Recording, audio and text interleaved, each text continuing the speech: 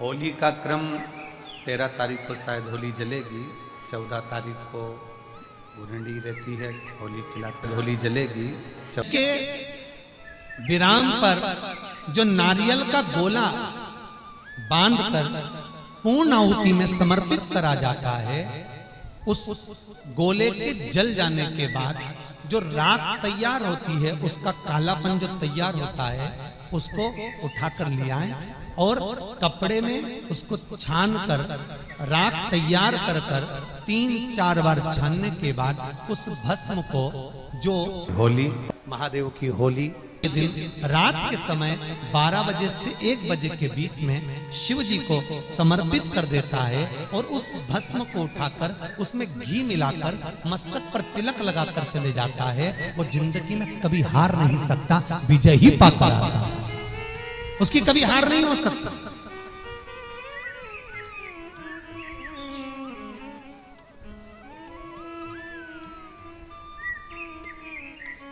वो कभी हार नहीं सकता। शिव महापुराण की कथा कहती है वो भस्म विजयता को प्रदान करती है। आपको किसी से नहीं कहना, किसी के हाथ नहीं जोड़ना, केवल वो भस्म का तिलक लगाकर जिससे आपका काम निकालना है उसके सामने पहुंच जाए, आपको सुख का अनुभव हो जाए, कार्य सिद्ध। तो भस्म इतनी प्रबल होती है। पूरी कहानी गलत बताई। अगर दुनिया के लोग सही कहानी बताते तो भतीजा और बुआ का संबंध खराब नहीं होता। कहानी गलत थी ना। लोगों ने कहा, हिरण्यकशिपु ने अपनी बहन से कहा, बहन तू अपने भतीजे को गोदी में रख कर बैठ जा और चादर ओढ़ कर बैठ जाना, तू बच जाएगी, तेरा भतीजा जल जाएगा। तो बुआ भतीजे को जलाने के लिए गोदी में लेकर बैठी। बोलो सही है कि गलत है? लोगों ने कहानी गलत बताई। होली का लोगों ने कहा उसने अपने भतीजे को जलाया। पहले तो होलिका का नाम तो निकालो कि होलिका का नाम क्या है। कथा वालों ने कह दिया हिरण्यकशिपु की बहन थी होलिका, वो अपने भतीजी प्रहलाद को गोदी में लेकर बैठ गई। वो प्रहलाद को हाथी के पांव के नीचे डाला, खोलते तेल में डाला, अग्नि में डाला, इसमें डाला, उसमें डाला, नहीं मरा। आखिरी में अपनी बहन से कहा होलिका तो अपने भतीजे को गोदी में लेकर बैठ गया। पहले उस होलिका का असली नाम तो लाओ, जिस होलिका का नाम विष्णु पुराण में ढूंढा लिखा। क्या नाम लिखा? ढूंढा। होलिका का असली नाम लिखा है विष्णु पुराण में ढूंढा। इसलिए आज भी होली में लकड़ी नहीं जलाएगी, मोटे मोटे ढूंढ जलाएगी, क्योंकि उसका नाम ढूंढा। और ढूंढा बैठी अग्नि में, भतीजे को गोदी में लेकर बैठ गई। उसके पास में एक ब्रह्मा जी की चादर थी, जिसको ओढ़ कर बैठ जाती थी तो आगी में जल नहीं सकती थी। ढूंढा ने देखा चारों तरफ से आगी लग गई, मेरा भतीजा जल जाएगा।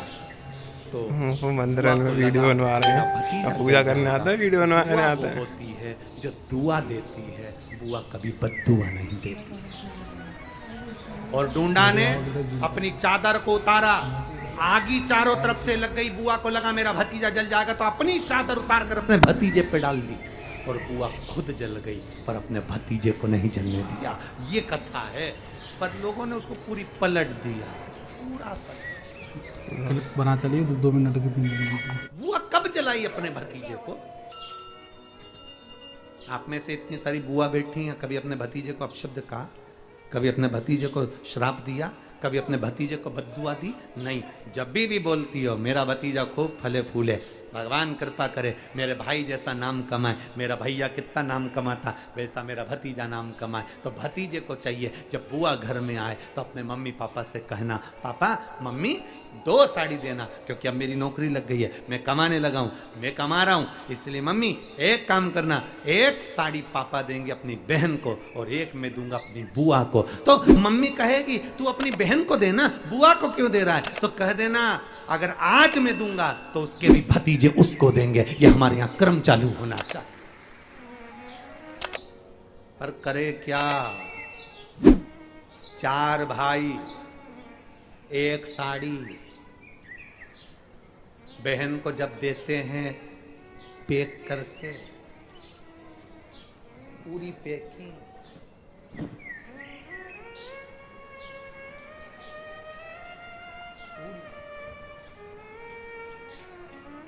अच्छी बढ़िया वाली साड़ी। अगर ढीली ढीली दिखे तो उसमें कपड़ा भी फंसा दे, काटा है। पैकिंग करके, और 4 भाई एक साड़ी, चारों भाई राखी बंधवाने के बाद ऐसे हाथ लगा के देते हैं जैसे पूरे पुणे की प्रॉपर्टी दे रहे हैं,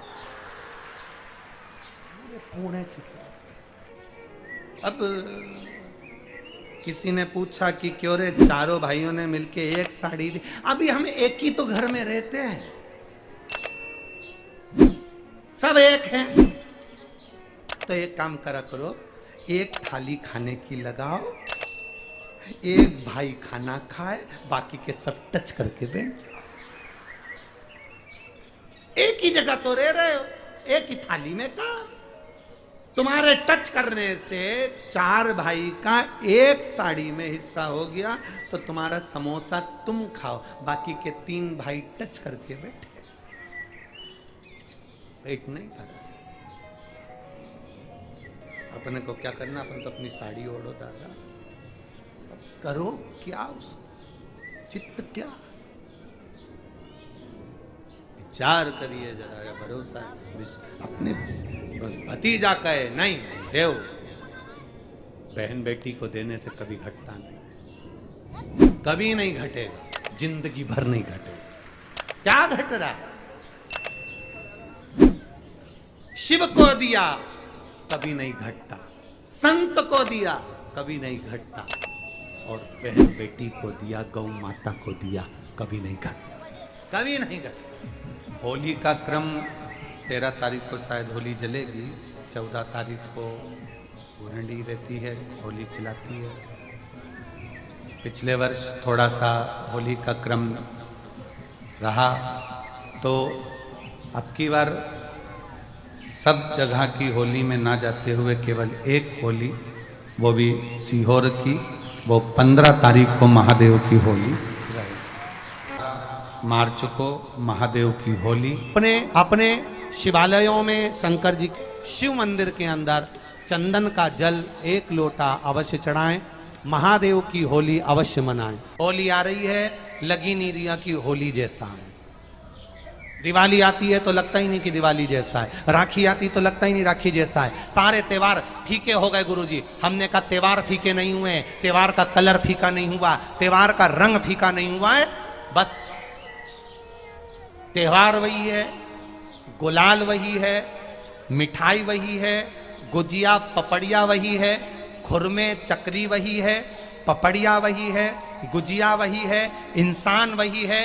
बस बाजार में से जो रौनक समाप्त नहीं हुई है, रौनक आपके भीतर की समाप्त हो गई। आपके भीतर इतनी ईर्ष्या भराती गई, इतनी ईर्ष्या भराती गई, इतनी ईर्ष्या भराती गई कि वो ईर्ष्या के कारण, उस अहंकार के कारण, उस अहम के कारण तुम एक दूसरे से मिलना पसंद नहीं कर पाते। पहले के लोग कहते थे हमारे यहाँ जब होली होती थी इतने लोग आते थे, मिलने जाते थे, गुलाल लेकर जाते थे। आजकल तो कोई दिखता नहीं है। कारण केवल इतना सा है, तुम्हारा अहंकार, तुम्हारा ईगो, तुम्हारा अभिमान तुम्हें अपने घर से बाहर नहीं निकालता। तुम घर से बाहर नहीं निकलते अपने अहंकार के कारण, अपनी काया के कारण, अपनी अभिमत्ता के कारण। आप दूसरे से मिलना पसंद नहीं करते। जरा सा कोई ने कलर लगाया तुम्हें क्रोध आ गया, जरा सा किसी ने गुलाल लगाया तुम्हें गुस्सा आ गया, जरा सा कोई आया भाभी जी भैया जी करके गुलाल लगा गया, तुम न न न न न न न न न कहां जाओ? इतने वीआईपी हो गए, इतने वीआईपी हो गए, इतने वीआईपी हो गए कि अपने त्योहारों से भी दूर हो गए। मेरा निवेदन है, होली का त्योहार आ रहा है,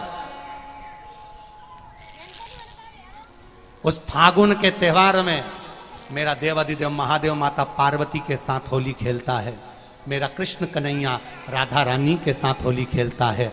आप भी अपने इष्ट मित्रों के साथ होली खेलिए और दिल से खेलिए। अरे सीहोर में, सीहोर जिले में एक होली होती थी, उस होली का नाम हमने पिछली बार बदल दिया था। कौन सी होली कर दी थी? महादेव की होली। पिछली बार हमारे सीहोर जिले में हमेशा होती आई थी वो होली, थोड़ा उसका नाम हमने चेंज कर दिया था, तो उसको महादेव की होली कर दिया। मेरे सीहोर जिले के रहने वाले सभी रहवासियों से, जिले भर के निवासियों से निवेदन करना चाहूंगा, वो पुरानी होली को बंद कर महादेव की होली नाम दिया गया है। शिव मंदिर में जाना है, चंदन का जल शिव जी को 1 लोटा चढ़ाना। एक बात अपनी जिंदगी में उतार कर रखो, शंकर भगवान को घी का दिया भी लगाओ तो तुम्हारे घर में जो असली घी हो, थोड़ा सा भले 1 पत्ती लगाओ, भले इतनी सी बत्ती जलाओ, पर असली घी की जलाओ। शिव जी को अगर चंदन भी लगा रहे हो तो असली लगाओ। शंकर भगवान को चावल भी चढ़ा रहे हो तो असली चढ़ाओ। शंकर भगवान को अगर अष्टगंध भी चढ़ा रहे हो तो असली चढ़ाओ। केमिकल का कोई चीज मेरे महादेव को मत चढ़ाओ जिससे भगवान शिव की मूर्ति नष्ट हो। ऐसी कोई चीज मेरे महादेव को ना चढ़ाओ। अगर शंकर भगवान के साथ आप होली खेल रहे हो तो चंदन का पानी शंकर भगवान को चढ़ाइए, अष्टगंध का जल भगवान शिव को चढ़ाइए। तो करो तैयारी, आ रहा है त्रिपुंडधारी महादेव की होली। बड़े आनंद के साथ मेरा निवेदन, अपने शिवालयों में, शंकर जी के मंदिरों में, सीहोर जिले के प्रत्येक शिव मंदिर के अंदर चंदन का जल 1 लोटा अवश्य चढ़ाएं। महादेव की होली अवश्य मनाएं और भाव के साथ 5 मंदिर हम भी जाएंगे। कोई जुलूस नहीं, कोई क्रम नहीं, बस बाबा को आराम से जल चढ़ाना ही एक नियम है और बाबा को जल चढ़ाएंगे। आप सब बड़े आनंद के साथ महादेव की होली का स्मरण करिए। महादेव की होली के दिन बेलपत्री की जड़ के नीचे जाकर प्रयास करा करो कि लाल चंदन का जल, लाल चंदन को घिसकर कलश में उस चंदन को डालकर जल भरकर उसको बेलपत्री की जड़ के नीचे सींचन करने का प्रयास करा है कि धीरे धीरे कर कर वो दुख समाप्त होगा, वो दुख कटेगा ही। एक बहुत ध्यान देने वाली बात है कि अगर मान लो कि कहीं पैसा अटक गया है, नहीं आ रहा है, बहुत अथक प्रयास कर लिया, चंदन का जो जल होता है ये व्यक्ति के जीवन में जो धन कहीं रुक गया, अटक गया, नहीं दे रहा, बेलपत्री के वृक्ष के नीचे, जड़ के नीचे सींचन करने से वो प्राप्त हो। अथर्ववेद में वर्णन किया गया कि पीपल के वृक्ष की जो जड़ होती है, बेलपत्री के वृक्ष की जो जड़ होती है और आंवले के वृक्ष की जो जड़ होती है, इसके नीचे स्वर्ग का निवास होता है। किसका निवास है? स्वर्ग का निवास। जहां पर ये वृक्ष होता है और उस वृक्ष के नीचे बैठकर हम जब किस जल का सींचन कर रहे हैं, जैसे अभी आपको कहा था कि जल में अगर लाल चंदन मिला हो और आप बेलपत्री के जड़ में सींचन कर रहे हैं तो लक्ष्मी की आवक बढ़ेगी। कहीं पैसा अपना अटक गया, नहीं आ रहा, आएगा।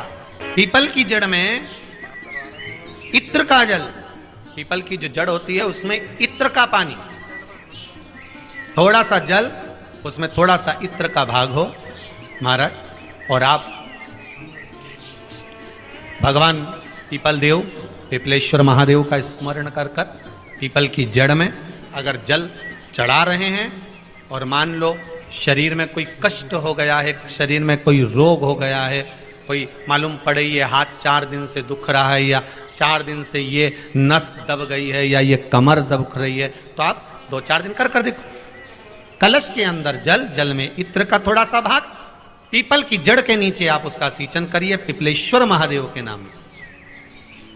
उस जल को थोड़ा सा भाग लेकर आ जाओ उसी में से जो चढ़ाया है, और उस स्थान पर जहां कष्ट है उसको लगाना प्रारंभ करिए। 2 दिन 3 दिन कर देखो।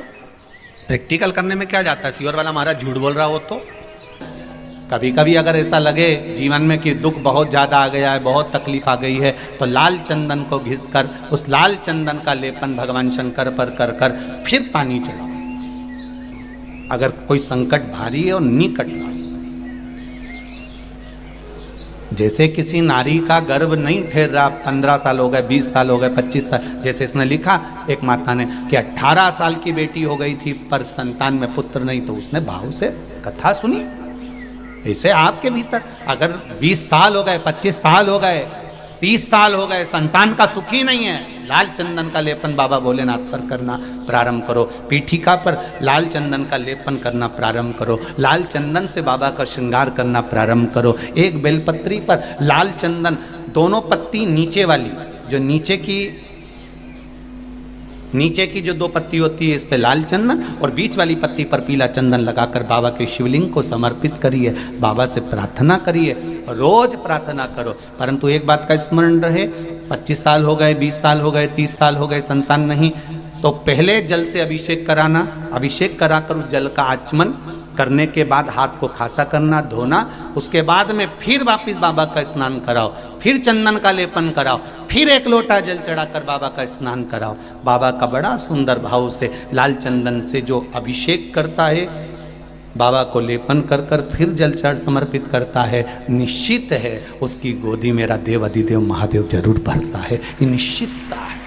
हम तो बेटियों से भी कहते हैं, जिसका विवाह नहीं हो रहा हो, 25 साल, 30 साल, 27 साल